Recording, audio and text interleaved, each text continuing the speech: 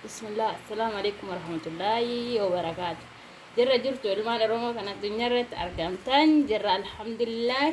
أرى بدينا دلقوا فيه بدينا للقوا فيه بكي فتت تجرى يجرى أرجعوا إفادة جرى كلا سي حالة كان أنا إفادة أما لا فيش تجرى هنا كباركتان أنت تمو كاميرا دا إسين تون كاميرا دا كاميرا كان في بشان وبيجاني أرجعوا إتو sirritti kaa'oo miti yaani hartee daafii xiqqoo ta'oo jechuudha.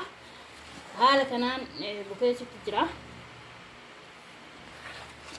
Kun suutaan akkuma argitan bishaan itti bubbuusaatiin qal'isutti jira jechuudha.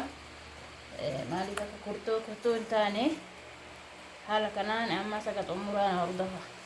Amma kunoo haala kanaan suuta bishaan itti naqee haala kanaan amma qal'isee jira. Kun akkuma argitan qal'atee jira jechuudha. Kana fakkaataa amma haga bukaa'uun tura jechuudha. Sa'aatii afuris turuu danda'a. Sa'a afurii olis haga sa'a 8 turuu danda'a jechuudha. Akka ho'insa lafaatiin akka ho'insa iddoo isin jirtaniitiin isin bukaa'a jechuudha. Kana fakkaataa ammas hordofa. Ammallee kun ani bukeessif jira kunoo sa'a 8 turee jira.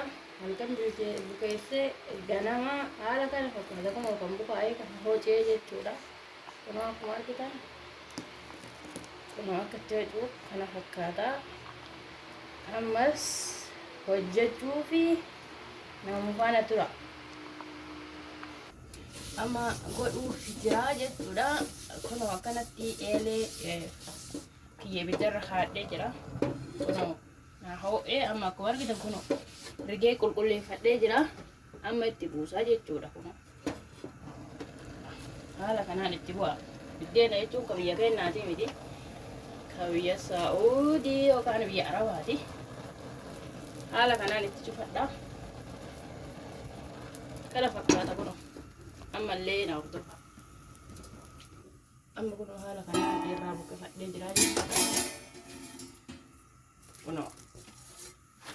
Kan fakkaata kunniin hundi yoo dalage ammallee haga dhumaa na hordofa. Kun amma akkuma argitan kun kunniin kan goggodhadhee jechuudha. Amma kunniin xiqqoo qoqqorreetii walirra haadhee jira. Kunniin ammoo asitti xiqqoo hin ho'a waan ta'eef walirra haadhuu natti hin tolu walitti rakkata waan ta'eef biyya ormaa kun ho'aa qaba waan ta'eef akka kennaa kan dafnee akkuma foon walirra kaa'uun hin taatu.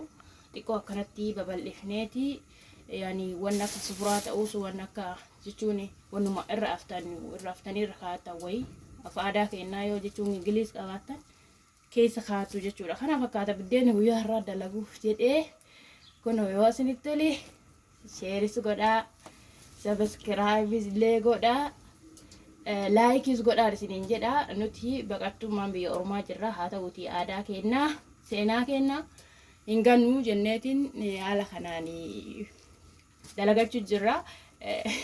Kana fakkaata akka isinitti tolu abdiin qaba inshaallah. Bakkuma jirtanitti nagaa fi rahmata rabbii keessanaa jiraadha. Assalaamu alaikum warahmatullaahi wabarakaatuh.